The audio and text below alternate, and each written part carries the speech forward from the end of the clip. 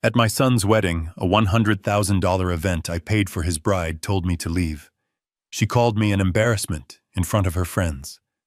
Within the hour, the lights came on, the music stopped, and every vendor payment was canceled. Their dream day turned into a financial nightmare right before their eyes. But that was just the beginning. What I did next would dismantle the entire future they thought they had bought with my money. Before I continue, do me a favor and comment where you're watching from. And if you've ever had to stand up to someone who took you for granted, hit that like button and subscribe for more stories. The late afternoon sun slanted through the glass walls of the Austin Botanical Gardens main hall, turning the champagne in 100 flutes to liquid gold. From my corner table, I watched my son Leo move through the crowd. At 29, he wore his custom tuxedo like a second skin, easy and confident. Beside him, his new wife Amelia was a vision in white lace, her smile a carefully constructed piece of architecture. I should have felt nothing but pride. I had built this.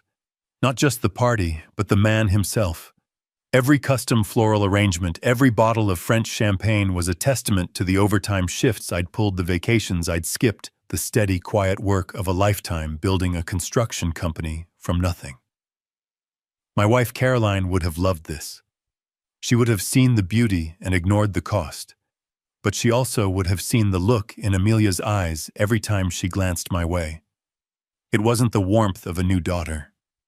It was the cool, appraising glance of an investor checking on an asset. I was the asset, and my purpose, I was beginning to realize, was about to expire. The first crack in the perfect facade came quietly. A young waiter no older than 19 was navigating a tight space between tables when an impatient guest stepped back without looking. The waiter stumbled, and his tray of empty glasses went down with a sickening crash. A wave of gasps and annoyed murmurs rippled through the room. The boy's face went white, then crimson. He knelt, fumbling with the larger shards of glass, his hands shaking. I saw the venue manager start to move in her face, a mask of polite fury. I knew that look. I'd seen it on foreman about to fire a kid for a simple mistake. Without thinking, I stood and walked over. I knelt beside the boy, my old knees protesting. "Easy, son," I said, my voice low. "Let's get the big pieces first. Don't use your hands." I took a linen napkin from a nearby table, folded it thickly, and started carefully gathering the larger shards. The boy looked at me, his eyes wide with a mixture of terror and gratitude. "Thank you, sir," he whispered. "I'm so sorry." "Accidents happen," I said. "Just breathe. It's only glass." That's when Amelia arrived. She moved with the silent speed of a predator. "What on earth are you doing?" she hissed, her voice a razor blade wrapped in silk. Her smile was still in place, but it didn't touch her eyes. I looked up from the floor. "He needed a hand, Amelia." Her perfectly manicured fingers gripped my arm. "Get up," she ordered, her voice dropping lower. "You're making a scene." She pulled me to my feet and steered me toward a quiet alcove behind a massive fern. A few guests watched, their curiosity thinly veiled. "You are embarrassing me," she said, her words tight and clipped. My father-in-law on his hands and knees cleaning up after the help. "The boy could have cut himself," I said, keeping my own voice level. "That is not your concern," she snapped.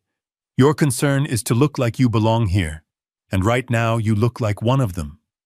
She gestured vaguely back toward the staff. "This is my wedding, Frank, not your construction site. I will not have our guests thinking my husband's father is a common laborer." The cruelty of it was so clean, so precise, it left me breathless for a second. I looked for my son. Leo was standing 10 feet away near the bar, watching. He saw the whole thing. He met my eyes for a fraction of a second, a flicker of shame in his, before he looked down at his drink and turned his back. He chose his side. He chose her. Amelia saw it too, and a look of triumph hardened her face. "I think it's best if you leave," she said, her voice now filled with the cold authority of a queen dismissing a servant. "You've done your part. You paid. Now you can go. You are not welcome here. Go away." I didn't say a word. There was nothing left to say. Her pronouncement hung in the air between us, absolute and final. I looked at her, at the beautiful, expensive woman my son had chosen, and I saw the future she had planned. It was a future that had no room for a simple man with calloused hands and a worn-out suit. I gave a single slow nod. Then I turned and walked away. I didn't look back. I walked through the grand hall, past the smiling guests, past the towering cake I had paid for, past the string quartet playing a song Caroline and I used to dance to in the kitchen. Each step was deliberate.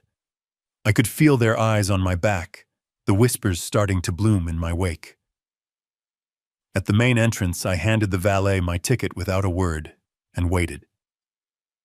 When my Ford F-150, clean but undeniably a work truck, pulled up among the gleaming BMWs and Mercedes, I saw Amelia watch from the doorway, her lips curled into a faint smirk.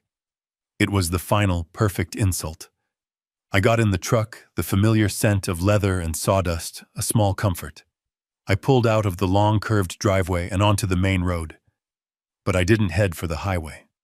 I didn't go home. I drove just far enough to be out of sight, then pulled over under the shade of a large oak tree. My hands were steady on the steering wheel. The hurt was a physical thing, a cold, heavy stone in my chest. But beneath it, something else was starting to burn. Not rage. It was colder than that. It was clarity. For years I had made excuses for Leo. For his selfishness, for his casual disregard for the way he took and never gave back. I'd told myself he was young, that he'd grow out of it.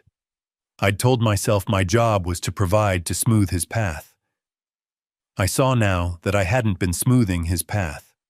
I'd been paving it with my own life, and he'd just handed the deed to Amelia. I reached into the glove compartment and pulled out a slim leather-bound notebook and a second, older cell phone. A burner phone. I flipped open the notebook. Inside, in my neat block handwriting, was a list. Every vendor for the wedding. The venue, the caterer, the florist, the band, the photographer. Next to each name was a contract number, a contact person, and the details of the payment arrangement. I had made sure every single contract was in my name, signed by me. I had made sure every payment was scheduled to be drawn from a specific business account that I and only I controlled. I picked up the burner phone. My thumb hovered over the first number on the list. The bank's 24-hour business line. Amelia wanted me to disappear. Fine. I would grant her wish, and I'd start by making her perfect, expensive wedding disappear first. The show was over. It was time to strike the set. The engine of my F-150 was silent. In the sudden quiet of the truck's cabin, the only sounds were the soft ticking of the hazard lights I'd left on and the frantic thumping of my own heart. For a full minute, I just sat there, my hands gripping the steering wheel, the echo of Amelia's words, "Go away," still ringing in my ears. The raw hurt was a physical thing, a pressure building behind my ribs. But as the seconds ticked by, the hurt began to cool, crystallizing into something hard, sharp, and clear. It was the clarity that comes after a lifetime of making excuses for someone you love. It was the clarity of a final straw. I reached over and popped open the glove compartment. I didn't reach for a flask or a tissue. I pulled out a worn, leather-bound notebook and a second cell phone, a simple no-frills burner phone I kept charged for emergencies. This, I realized, was the emergency I had been subconsciously preparing for all along. I flipped open the notebook. My own neat, blocky handwriting filled the pages. It wasn't a diary. It was a ledger, a record. Every major expense I had covered for Leo since he graduated college. Every loan that was never repaid. And on the last few pages, a detailed breakdown of the wedding. Vendor, contact, contract number, payment method. I had made sure every single agreement was signed by me, Frank Miller. I had made sure every deposit and every scheduled payment was made from the Miller Construction corporate account, an account to which I and only I had access. Leo and Amelia had been so busy enjoying the fruits of my labor, they never bothered to ask how the bills were actually being paid. They just assumed the money was theirs. An allowance. An inheritance they were collecting early. It was time to correct that assumption. I took a slow, deep breath, the cold Texas air calming the fire in my chest. Then I picked up the burner phone and dialed the first number on my list. The call connected on the second ring. 24-hour business banking, this is Mark Peterson. Mr. Peterson, this is Frank Miller. I said, my voice as calm and steady as if I were ordering lumber. I need to activate Protocol Wintergreen on the Miller Construction account number ending in 7741. There was a pause, then the sound of typing. Understood, Mr. Miller. Protocol Wintergreen. Can you confirm the authorization code? Caroline, 1985. I said the name of my late wife and the year we were married catching in my throat for just a second. Confirmed, he said, his own voice professionally flat. Protocol activated. What are your instructions?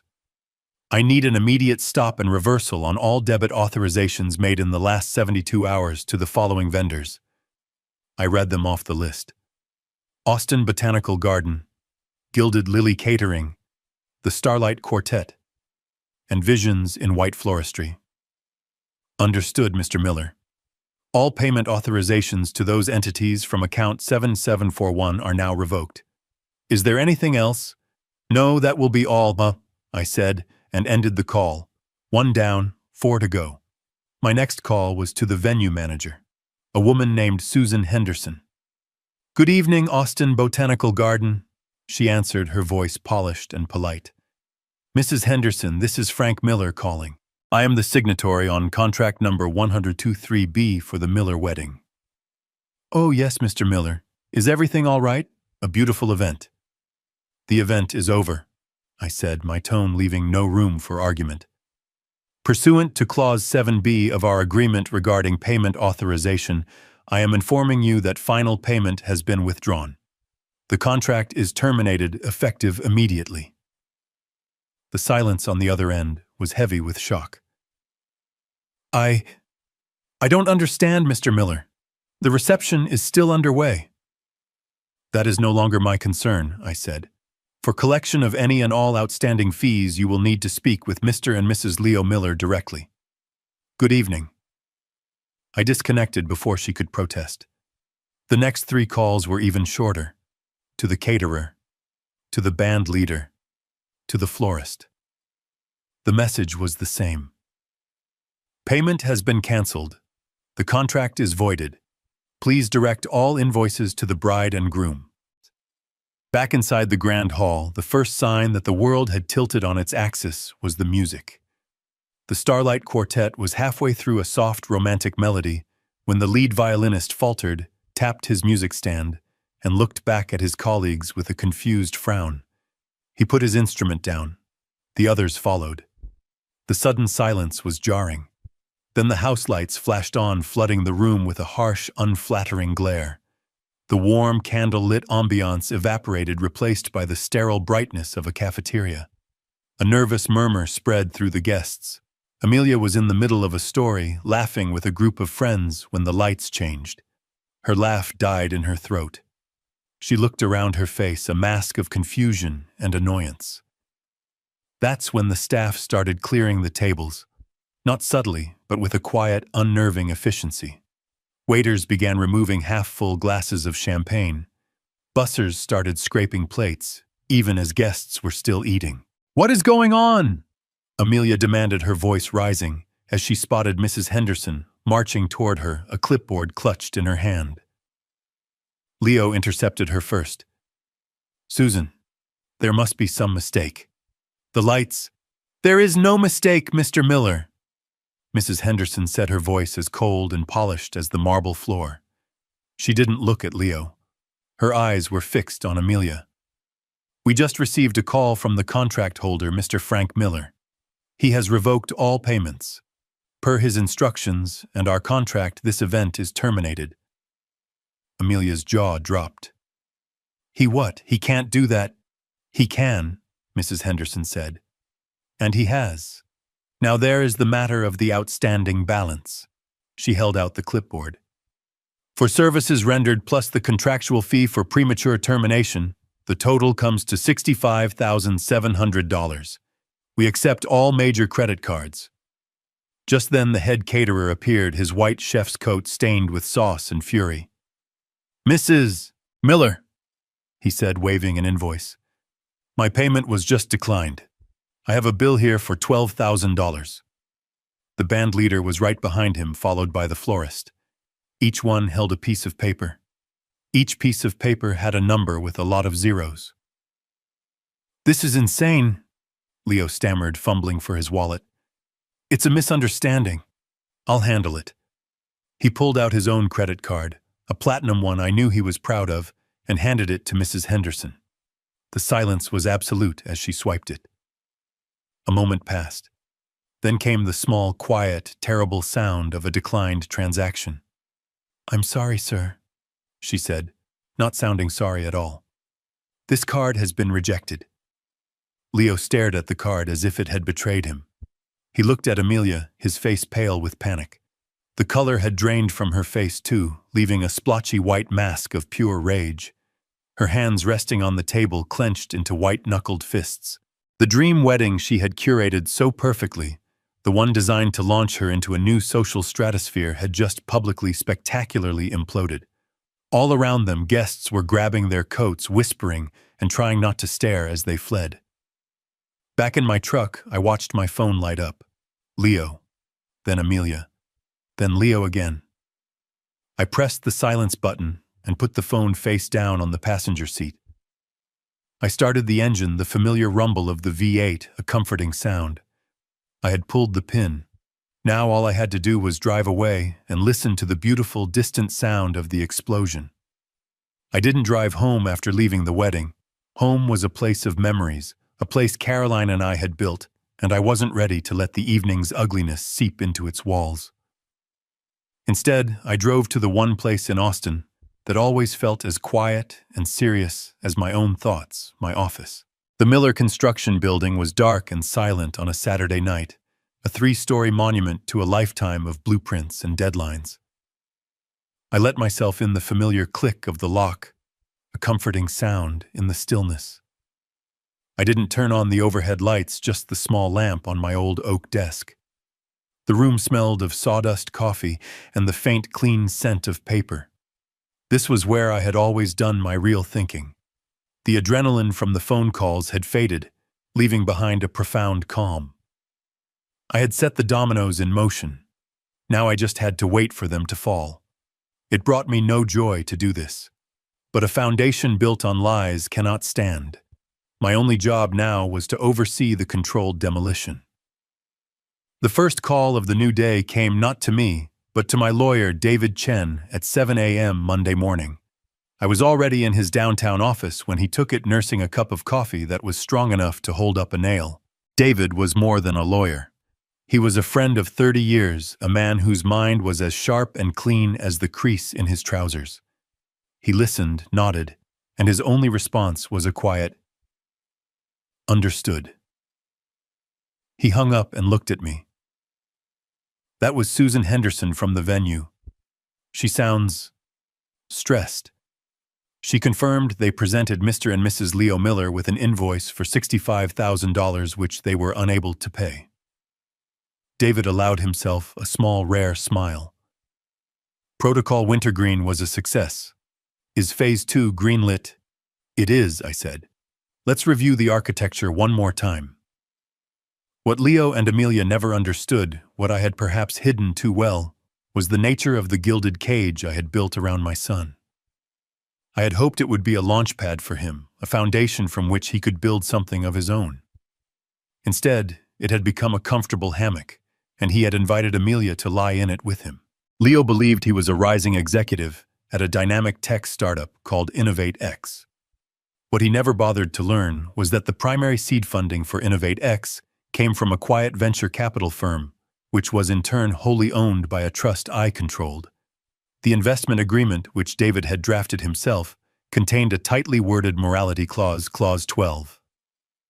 allowing the primary investor to force a personnel review if an employee's conduct brought disrepute upon the company or its stakeholders. I was the primary investor. I was the stakeholder. They were also looking forward to moving into a stunning penthouse apartment downtown after their honeymoon. They had told all their friends they were in the process of buying it. The truth was simpler. The penthouse was owned by Miller Construction. Leo was living there under a symbolic $100 a month lease agreement, a document he had signed without reading because he just assumed it was another one of his father's endless gifts. And the gleaming BMW he drove, the one he used to impress clients and Amelia's parents. It was a company car registered and insured by my company, assigned to him for business purposes. All of it was mine. Not in a sentimental way, in a legal binding, irrefutable way. I had built the stage, paid for the actors, and written the script. They had simply forgotten who the director was. "All right," David said, turning to his computer. "Let's begin." He drafted the first email. It was a masterpiece of corporate politeness and veiled threat, addressed to the CEO of InnovateX. It referenced my controlling interest through the VC fund and formally invoked Clause 12, citing recent public behavior by your employee Leo Miller that constitutes a significant reputational risk, and it requested an immediate suspension pending a full review. David hit send. Next, he pulled up the lease agreement for the penthouse. He attached it to a formal notice of lease termination, citing failure to maintain the property in a manner befitting its value and a violation of community standards. It was a bit of a stretch, but it was legally sound. The notice gave them 30 days to vacate the premises. It was served via a certified courier who was already waiting downstairs. My last call was the simplest. It was to Sal, my fleet manager, a man who had worked for me for 25 years and who could tell you the maintenance schedule of a 1998 cement mixer from memory. "Sal, it's Frank. I need the BMW brought in. The one Leo's been driving. As of today, his authorized use is terminated. Send a flatbed." "You got it, boss," Sal said, no questions asked. The dominoes were falling. The next morning, Leo and Amelia woke up in their apartment to a world that no longer made sense. They were hungover from the disastrous wedding after-party they'd tried to salvage at a downtown bar. Their living room was a mess of unopened wedding gifts and angry text messages from Amelia's parents. The first blow landed at 9:15 a.m. It was a call from Mark, the CEO of InnovateX. The conversation was short. Leo's face as he listened went from confused to indignant to utterly terrified. He hung up the phone, his hand shaking. "I'm suspended," he whispered, looking at Amelia. "Suspended for what?" she demanded. He said something about reputational risk. He said my father. Before he could finish, the doorbell rang. It was the courier holding a crisp legal envelope. Amelia snatched it and tore it open. She read the eviction notice, her eyes scanning the page faster and faster. 30 days, she breathed. "He's kicking us out of the penthouse. He can't do this." "He can't," Leo echoed, his voice cracking.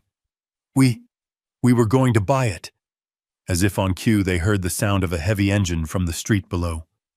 They rushed to the window. On the street, a large flatbed tow truck was maneuvering into position behind Leo's gleaming BMW. A man in greasy overalls was already hooking a chain to the front axle. "No," Leo said, his voice barely a whisper. He turned and ran from the apartment, taking the stairs 2 at a time, shouting, "Hey, what are you doing? That's my car!" The driver didn't even look at him. He just checked the chains, gave a thumbs up to his partner, and started the winch. Amelia and I watched from the window as the BMW was slowly, inexorably lifted from the ground. It looked like a toy, helpless and absurd. Leo stood on the sidewalk, defeated, as the truck pulled away, taking the last piece of his carefully constructed identity with it. He trudged back upstairs and collapsed onto the couch, his head in his hands. The bravado was gone. The easy confidence was gone. All that was left was the hollowed-out shell of a man who had never had to stand on his own 2 feet. Amelia didn't go to him. She stood frozen in the middle of the room, her mind visibly racing, connecting the dots with a dawning horror. The wedding, the job, the penthouse, the car. It was all connected. It all came from one place, from one man. It was all his, she whispered, her voice trembling. The startup, the apartment, all of it. It was never yours. It was always his. She looked at Leo not with sympathy, but with the cold, terrified realization, strategist whose entire plan has just been rendered obsolete.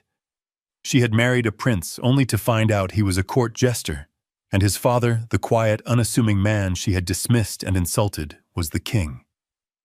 The king who had just abdicated the throne and taken the entire kingdom with him. The life they had built on my foundation had been condemned. The demolition was complete. All that was left was the silence and the slow, heavy work of clearing the rubble. The knock came 2 days later, just as dusk was settling over my quiet neighborhood. It wasn't the loud, entitled rap of a courier, nor the polite tap of a neighbor. It was a hesitant, uncertain sound, the sound of people who had lost the right to assume they would be welcomed. I opened the door to find them standing on my small porch, silhouetted against the fading light. Leo and Amelia. The expensive wedding clothes were gone, replaced by jeans and sweaters that looked rumpled and slept in. The arrogance had evaporated. In its place was a raw, desperate exhaustion. Amelia's eyes were red-rimmed, her perfect makeup smudged. Leo just stared at the welcome mat, unable to meet my gaze. Can we come in?" Leo asked, his voice barely a whisper. I stepped aside without a word and let them into my small, quiet house. It was a world away from the life they had just lost. There was no marble or chrome here, just worn oak floors, overflowing bookshelves, and the faint, comforting smell of wood polish and old paper. The house was a reflection of me, simple, solid, and paid for. They looked around, their unease growing in the silence. This was not their territory. The power dynamic had been completely inverted. Amelia was the first to break. She sank onto my old armchair, the one Caroline used to read in, and the performance began. The tears were well rehearsed, falling, without disturbing the last remnants of her mascara. "Frank," she sobbed, her voice catching perfectly. "I am so sorry. I don't know what I was thinking. The wedding, the stress, it all got to me. I wasn't myself." She looked up at me, her eyes wide and pleading. "I never meant to hurt you. I was just so worried about Leo's future, about our future. I pushed too hard. I know that now. Please, can you find it in your heart to forgive us for Leo's sake? Don't let him lose everything because of my mistake." I stood by the fireplace, my arms crossed, and I watched her. I let her play out the entire scene. The desperate wife, the loving protector of her husband's future. She hit her marks perfectly. But I had spent a lifetime in the construction business. I knew the difference between a supporting beam and a decorative facade. Her apology was hollow, a beautifully painted prop with nothing behind it. Leo just stood there, a silent, miserable statue, letting her speak for him, just as he always had. When she finally ran out of words, her sobs subsiding into delicate sniffles, I didn't respond. I simply walked over to the heavy oak coffee table and placed a thin manila folder on its surface. The sound it made in the quiet room was as final as a gavel. "Are you finished?" I asked, my voice calm. Amelia stared at the folder, her performance forgotten. What is that?" "That," I said, "is the truth." I opened the folder and slid the first document across the table. It was a printout of credit card statements from Neiman Marcus Saks and a high-end Austin boutique. All of them were in Leo's name, racked up over the last 18 months. The total was staggering, well into 6 figures. "You have expensive taste, Amelia," I said. "And you have a habit of paying for it with my son's future." I pushed the next document toward her. It was a copy of a P.O. box rental agreement in her name, the same shipping address listed on the credit card statements. "You were careful," I noted. You didn't want him to see the bills for the life you were building on his credit. Leo finally looked up, his face ashen as he stared at the statements. He made a small, choked sound. The final document was a saved draft of an email recovered by a man I had hired months ago, a man who was very good at finding things people thought they had deleted. It was from Amelia to a friend from college. It detailed a 5-year financial plan, one that hinged on managing Dad's generosity after the wedding to pay down Leo's unfortunate debt and secure a seed investment for her own boutique consulting firm. I let them read it. I let the silence in the room become heavy, suffocating. The proof was there in black and white. Cold. Undeniable. When I finally spoke, my voice was quiet, but every word had been weighed. You don't love my son, Amelia. You love what you thought I could give him. You saw him as an extension of my bank account. This marriage wasn't a partnership. It was a business plan, and I was the asset to be liquidated. As of 48 hours ago, that plan is officially bankrupt. That was when Leo broke. He sank into the chair opposite Amelia, his face crumpling. He made a sound, a choked, guttural noise that was part sob, part gasp, the sound of a man's world ending not with a bang, but with the rustle of paper. He stared at the documents, then at Amelia, and I could see the decades of delusion shattering in his eyes. He finally understood. He had been a tool, a pawn in her game, and he had traded his own father, the only person who had ever truly supported him, for this lie. I gave him a moment. Then I turned my attention back to him, my voice softening slightly, but losing none of its resolve. I wasn't here to offer an easy way out. I was here to show them the door to reality. They had to choose to walk through it. Leo, I said, you can start over, but you will start from zero. He looked up, his eyes filled with a desperate, childish hope. There will be no company car. I continued, ticking the points off. No penthouse, no trust fund to bail you out. The life you thought you had is gone because it was never truly yours. It was mine and you took it for granted. I reached into my pocket and pulled out a slip of paper. This is an address in San Antonio. It's a construction site run by a man I trust. He's expecting you on Monday. You'll start as a laborer. You'll carry lumber, you'll mix concrete, you'll learn what it feels like to earn a paycheck with sweat, not with a smile. You'll live in a rented room. You'll pay your own bills. You'll start chipping away at the mountain of debt Amelia built in your name. You will learn to stand on your own 2 feet. If after 1 year you are still standing, you can call me. Then I turned to Amelia. My voice was cold, again stripped of all sentiment. And you, I said, you have a choice. You can stay with a man who now has nothing but his own 2 hands and a mountain of debt. Or you can leave. I suspect I know which one you'll choose. For the first time, her mask of composure shattered completely. The victim was gone, replaced by a cornered animal, her eyes blazing with pure, unadulterated rage. You can't do this, she shrieked. You can't take everything away. I'm not taking anything, I said calmly. I'm simply reclaiming what is mine. The life you tried to steal is over. She stood up so fast her chair scraped loudly against the floor. She looked at Leo, a wordless demand in her eyes. But Leo didn't move. He just sat there, broken.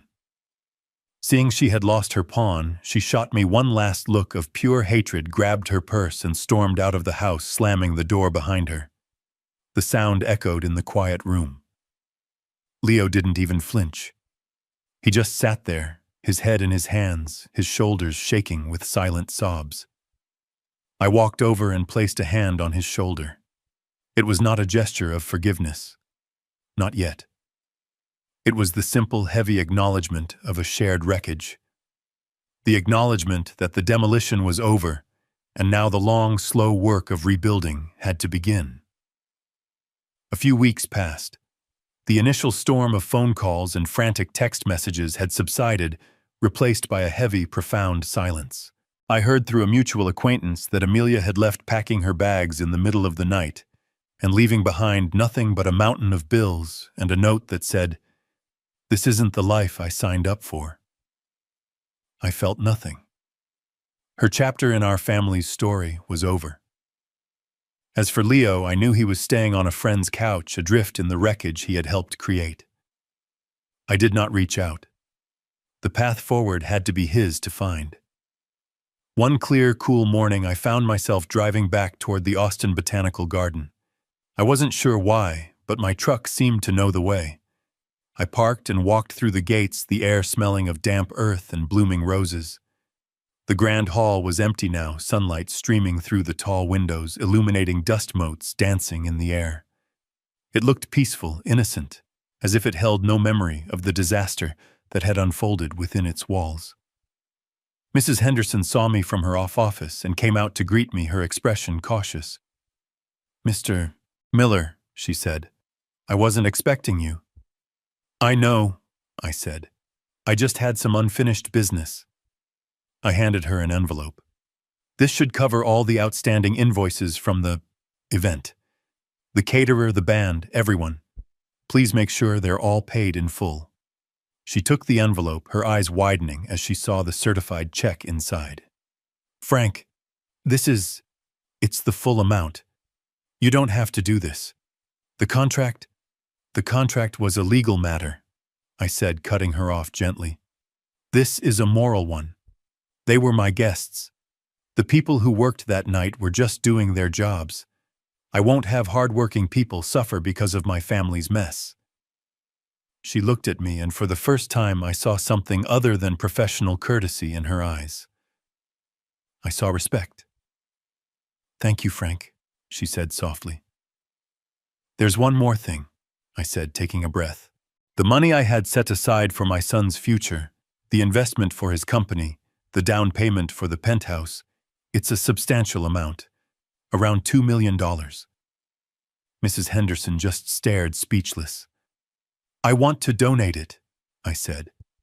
"I want to establish a foundation here in partnership with the garden. I want to call it the Carolyn Miller Scholarship Fund." The name felt right on my tongue, solid and true. My late wife Caroline, she loved this place. She loved art, and she believed in giving young people a chance. The fund would provide full scholarships for students from disadvantaged backgrounds who want to study botany, horticulture, or landscape art. Tears welled in Mrs. Henderson's eyes. "Frank," she whispered, that's an incredible legacy." "It's the right one," I said. "It's the only one that makes sense anymore." The news traveled faster than I expected. The local paper ran a story the following Sunday. "Local contractor founds major scholarship in late wife's name." There was a picture of me not in a tuxedo, but in my simple work jacket, standing by the rose garden Caroline had loved. The article spoke of my career, my quiet dedication to my craft, and this final generous act of philanthropy. There was no mention of the disastrous wedding. There didn't need to be. The story of my character was now written in black and white, a narrative of dignity and grace that completely eclipsed the petty image Amelia had tried to create. I had become a respected member of the community, not because of the money I had, but because of what I had chosen to do with it. A year passed. I sold the big house, the one filled with too many ghosts, and bought a smaller place, a cottage nestled in the hill country, with a porch that overlooked a quiet creek. It was enough. I spent my days gardening, woodworking, and reading the letters that started to arrive. Leo called me one evening from San Antonio. His voice was different. The entitled edge was gone, replaced by the quiet weariness of a man who understood the weight of a dollar because he'd had to lift it himself. He didn't ask for anything. He told me about his job on the construction crew, how his hands were calloused, how he was learning to read blueprints for real. He told me he had just paid off the first of Amelia's credit card bills. It was a small victory, but it was his. He said he was sorry, and for the first time I believed him. Amelia was a ghost, a rumor. Someone saw her in Dallas working at a high-end boutique, still searching, I imagined, for a new investor. Her story was no longer tied to mine. That afternoon, I sat on my new porch, the warm Texas sun on my face. In my hands was a letter printed on university letterhead. It was from the first recipient of the Caroline Miller Scholarship, a young woman from a small town who wrote about how the fund had given her the chance to study the native plants she'd loved since she was a little girl. She included a drawing of a wildflower, detailed and beautiful. I folded the letter and set it on the small table beside me. I looked out at the rolling hills, at the way the light turned the tall grass to gold. I had lost the son I thought I knew, the one I had tried to build a kingdom for. But in the quiet, in the solitude, I had found something more valuable. I had found myself, and I had built a legacy that would continue to grow long after I was gone. A smile touched my lips. It was not a smile of victory. It was the smile of a man at peace. The most important lesson this journey taught me is that true generosity isn't endless giving. It's about building a foundation strong enough for others to build upon themselves. For years, I mistook subsidy for support, and my kindness was treated not as a gift, but as an endless resource to be drained. Setting a boundary and finally saying no was not an act of revenge. It was an act of correction. It allowed my son the dignity of facing his own consequences and gave me back the peace of owning my own life. You cannot save someone from a storm they create. You can only show them how to build their own shelter, and then trust them to pick up the hammer. The most important lesson this journey taught me is that true generosity isn't endless giving. It's about building a foundation strong enough for others to build upon themselves. For years, I mistook subsidy for support, and my kindness was treated not as a gift, but as an endless resource to be drained. Setting a boundary and finally saying no was not an act of revenge. It was an act of correction. It allowed my son the dignity of facing his own consequences and gave me back the peace of owning my own life. You cannot save someone from a storm they create. You can only show them how to build their own shelter and then trust them to pick up the hammer. Thank you for joining me on this journey. If this story resonated with you, please show your support by liking this video, subscribing to the channel, and sharing your impressions in the comments below.